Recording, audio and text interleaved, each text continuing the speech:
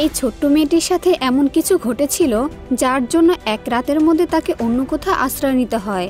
এদিকে তাকে যে আশ্রয় দিবে সেও ছিল অন্য রকমের লোক, মানে তারও রয়েছে এক কালো অধ্যায় যেটা সমাজ কখনোই মেনে নেবে না।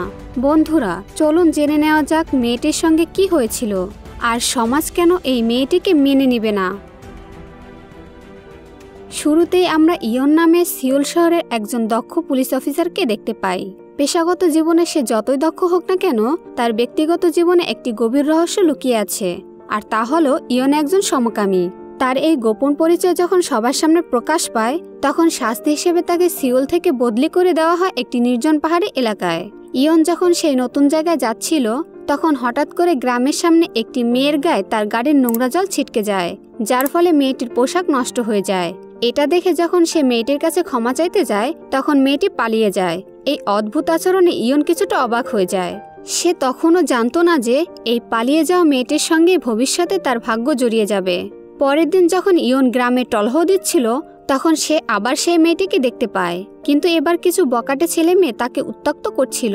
এটা দেখে ইয়ন সেখানে গিয়ে মেয়েটিকে বাঁচায় এবং জানতে পারে তার নাম দহি, যে ওই গ্রামের একটি স্কুলে পড়ে। ইয়ন তাকে বলে ভবিষ্যতে যদি এমন কোনো ঘটনা আবার ঘটে, তাহলে সে যেন অবশ্যই পুলিশের কাছে জানায়। এই কথা বলে ইয়ন সেখান থেকে চলে যায়। কিন্তু ইয়ন জানতো না যে দহির জীবনে আরও কি ঘটতে চলেছে, কারণ দহির কষ্ট ও অত্যাচারের মূল উৎস তার নিজের বাড়িতেই লুকিয়েছিল। সেই রাতে ইয়ন ফেরার পথে হঠাৎ দেখতে পায় দহির সৎ বাবা মদ্যপান করে পশুর মতো তাকে মারধর করছে, আর পাশে দহির দাদি এমনভাবে খাচ্ছে যেন এটা তাদের রোজকার ঘটনা। এই দৃশ্য দেখে ইয়ন ছুটে গিয়ে লোকটিকে থামায় এবং এক রাতের জন্য তাকে জেলে আটকে রাখে। পরের দিন লোকটি থানা থেকে এমনভাবে বের হয়ে যায় যে এই ঘৃণ্য কাজের জন্য তার মনে কোনো অনুশোচনা নেই। উল্টো সে ইয়নকে তাদের পারিবারিক ব্যাপারে নাক গলাতে নিষেধ করে। যেহেতু লোকটির বিরুদ্ধে কোনো প্রমাণ ছিল না, তাই ইয়ন কিছুই করতে পারে না। পরে ইয়ন জানতে পারে যে এই লোকটি গ্রামের একজন কুখ্যাত মাতাল। সে রোজ মদ খেয়ে দহির ওপর অমানবিক নির্যাতন করে, যা গ্রামের সবাই জানলেও কেউ প্রতিবাদ করে না। এই কথা শুনে ইয়ন দহিকে সাহায্য করতে চাইলেও বারবার তার অতীতের কথা মনে পড়ে যায়।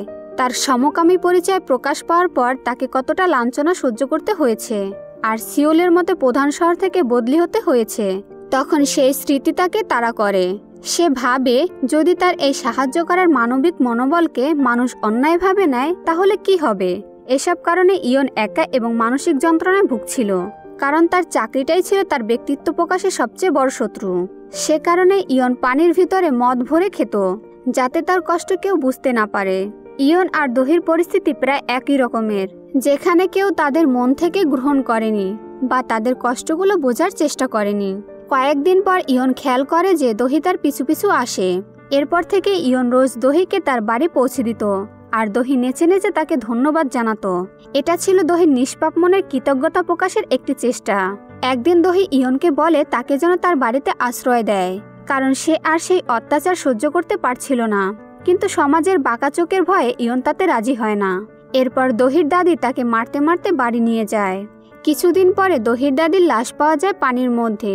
সবাই মনে করে সে হয়তো মদ্যপান করে গাড়ি চালাচ্ছিল, যার কারণে তার মৃত্যু হয়েছে। ইয়নের কিছুটা সন্দেহ হয়। সে দহিকে জিজ্ঞাসা করলে দহি বলে মার খাওয়ার পর সে বাড়ি থেকে পালিয়ে যায়, তাই সে কিছুই জানে না।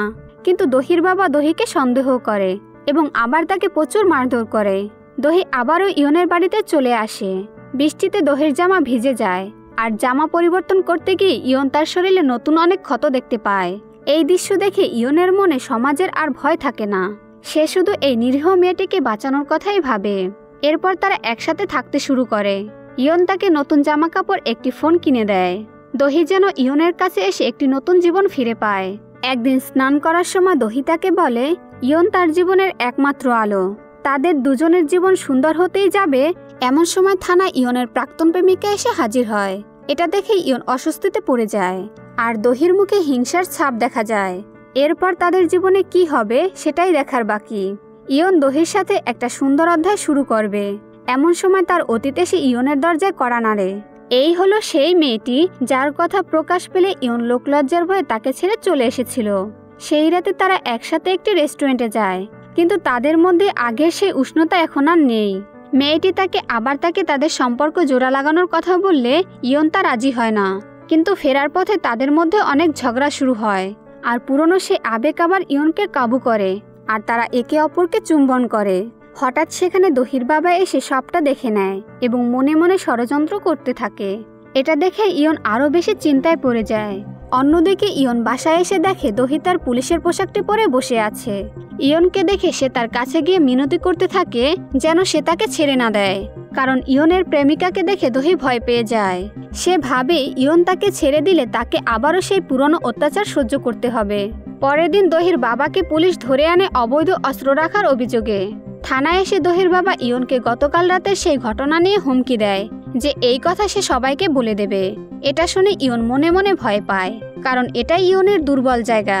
তাই সে আবারও সেই ভয়ে কঠিন একটা সিদ্ধান্ত নেয় যে দহিকে সে ফিরিয়ে দেবে। এই কথা শুনে দহির নতুন পৃথিবী যেন ধ্বংস হয়ে যায়। প্রথমবারের মতো দহি তার উপর তীব্র রাগ দেখায়, কিন্তু রাতে আবার তার কাছে গিয়ে ক্ষমা চায়।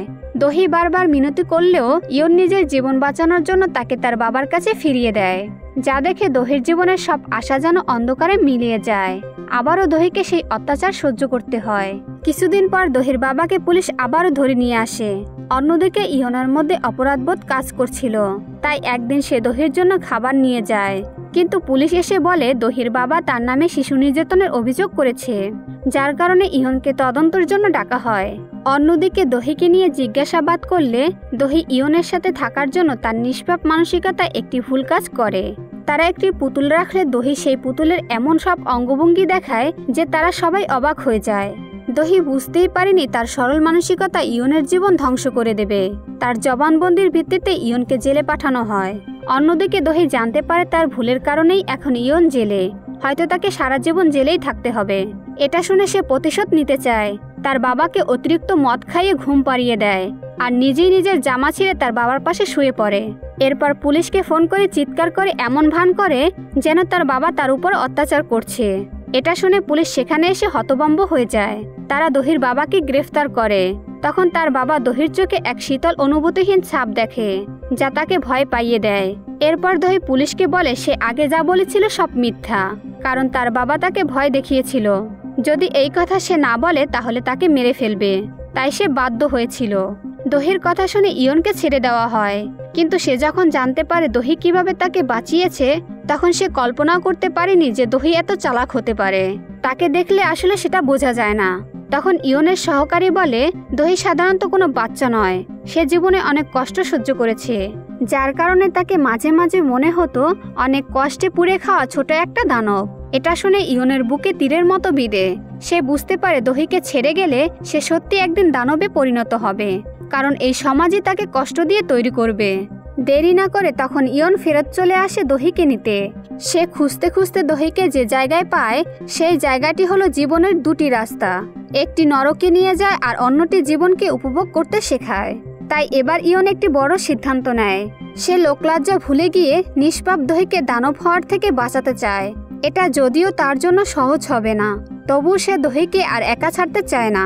যাওয়ার পথে দহির ঘুমন্ত চেহারা দেখে মনে হচ্ছিল যেন সে বহুদিন পর শান্তিতে ঘুমিয়েছে এবং সে কোনো ছোট দানব নয়, সে একটি নিষ্পাপ শিশু যে কিনা একটু ভালোবাসা আর আশ্রয়ের খোঁজে ছিল। ভবিষ্যতে অনেক বাধা আসবে জেনেও ইয়ন তাকে একটি নতুন জীবন দেওয়ার জন্য নিয়ে যায়, যেখানে তারা দুজন দুজনের পাশে থাকবে।